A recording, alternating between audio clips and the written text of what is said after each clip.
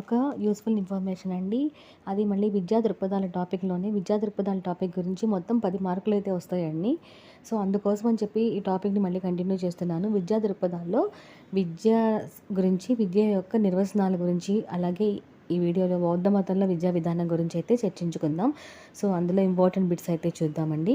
So, ఈ విషయాన్ని share చేయండి, ఎవరికైనా యూస్ఫుల్ అవుతుంది. గురించి ఇది ఇంక మూడో వీడియో అండి. సో, దీనికి సంబంధించి విద్యా కమిటీలు, అలాగే విద్యా దృక్పథాల్లో విద్యా కమిటీలు, అలాగే విద్యా కమిషన్స్ ఏవైతే ఉన్నాయో అదొక వీడియో. ఇలా ఇంపార్టెంట్ బిట్స్ అన్నీ చేసుకుంటూ వస్తున్నాను.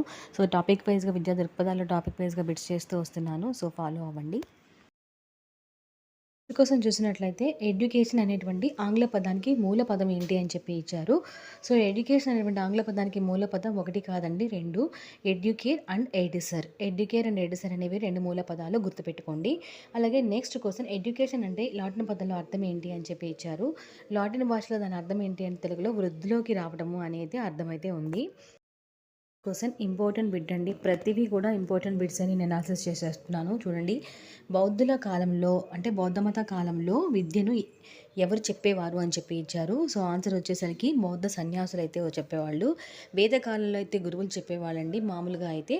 ఇక్కడ బౌద్ధుల కాలంలో వచ్చేసరికి బౌద్ధుల యొక్క బౌద్ధ సన్యాసులు చెప్పడం అయితే జరుగుతుంది. నెక్స్ట్ సెకండ్ క్వెషన్ వచ్చేసరికి ఇంకోటి గౌతమ బుద్ధుడిని ఏమని పిలిచేవారు? ఇది సారీ అండి, ప్రింట్ తప్పడింది. గౌతమ బుద్ధుని ఏమని పిలిచేవారు అని చెప్పి ఇచ్చారు. సో, ఆన్సర్ వచ్చేసరికి ఆసియా జ్యోతి.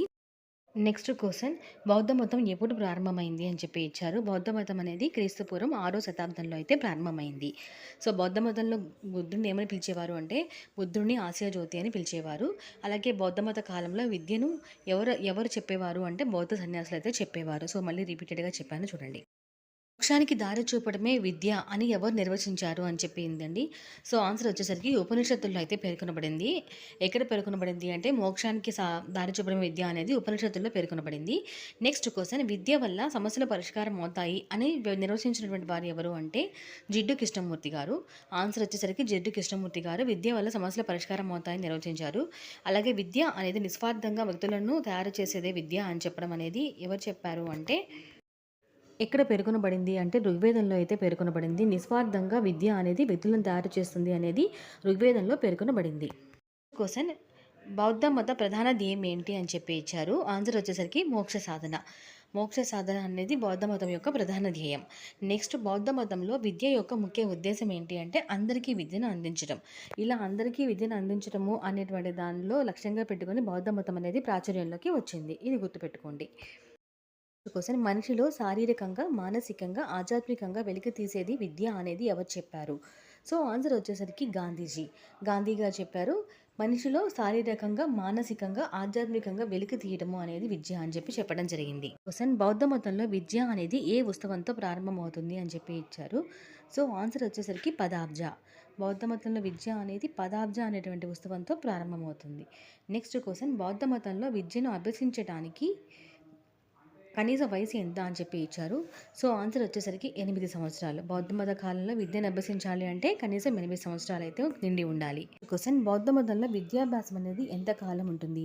బౌద్ధ మతంలో విద్యాభ్యాసం అనేది 10 సంవత్సరముల కాలం అయితే ఉంటుంది. గుర్తుపెట్టుకోండి, విద్యాభ్యాస కాలం 10 సంవత్సరాలు, విద్యను అభ్యసించడానికి కనీస వయసు 8 ఏళ్ళు అయితే ఉండాలి. నెక్స్ట్ క్వెషన్, బౌద్ధుల కాలంలో శిష్యరికం స్వీకరించిన వారిని ఏమని పిలుస్తారు? సో, సమవేదులు లేక సమర్ అని పిలుస్తారు. ఏమని పిలుస్తారు అంటే శిష్యరికం స్వీకరించిన వారిని సమవేదులు లేక సమర్ అని పిలుస్తారు. బౌద్ధుల కాలంలో ఉపసంపద ఉత్సవం అనేది ఎప్పుడు చేస్తారు అంటే 20 సంవత్సరములకి చేస్తారు. ఉపసంపద అనేది 20 సంవత్సరములకి చేస్తారు. నెక్స్ట్, బౌద్ధుల కాలం ఉన్నత విద్య అంటే ఏంటి అంటే మతతత్వ శాస్త్రాలు, సైనిక శిక్షణ. మతతత్వ శాస్త్రాలు, సైనిక శిక్షణ అనేది బౌద్ధుల కాలంలో ఉన్నత విద్య అంటే చెప్తారు. క్వెషన్, బౌద్ధుల కాలంలో ప్రాథమిక విద్యను ఏ భాషలో అనువదించేవారు అని చెప్పి ఇచ్చారు. ఏ భాషలో బోధించేవారు అంటే పాళీ భాషలో బోధించేవారు. నెక్స్ట్ క్వెషన్, బౌద్ధుల కాలంలో ఉన్నత విద్యను ఏ భాషలో బోధించేవారు అంటే సంస్కృతం భాషలో బోధించేవారు. ప్రాథమిక విద్యేమో పాళీ భాష గుర్తుపెట్టుకోండి. సంస్కృతంలోనేమో ఉన్నత విద్యను అయితే బోధించేవారు. అలాగే బౌద్ధుల కాలంలో సంపూర్ణ సన్యాసం స్వీకరించాలి అంటే ఎంతవరకు చదవాలి? మినిమం 10 సంవత్సరాలు చదువు అయితే చదివి ఉండాలి. పూర్తి సన్యాసం స్వీకరించాలి అంటే కనుక 10 సంవత్సరాలు చదివి ఉండాలి. సో, మొత్తం ఇప్పటి వరకు బౌద్ధ మతంలో విద్యా విధానం గురించి, అలాగే విద్య గురించి చెప్పినటువంటి నిర్వచనాల గురించి ఈ బిట్స్ అయితే మెయిన్ బిట్స్ అయితే చెప్పానండి. ఇంకా విద్యా దృక్పథాలకు సంబంధించి 2 పార్ట్స్ పార్ట్ 1, పార్ట్ 2 ఆల్రెడీ ఉన్నాయి. డిస్క్రిప్షన్‌లో లింక్ ఇస్తాను చూడండి. కంటిన్యూ చేయమని చెప్తున్నారు. సో, అందుకని చెప్పి ఎనాలిసిస్ చేసి మరీ చేస్తున్నాను. సో, లైక్ చేయండి, షేర్ చేయండి వీడియోని. ఎవరికైనా యూజ్ అవుతుంది.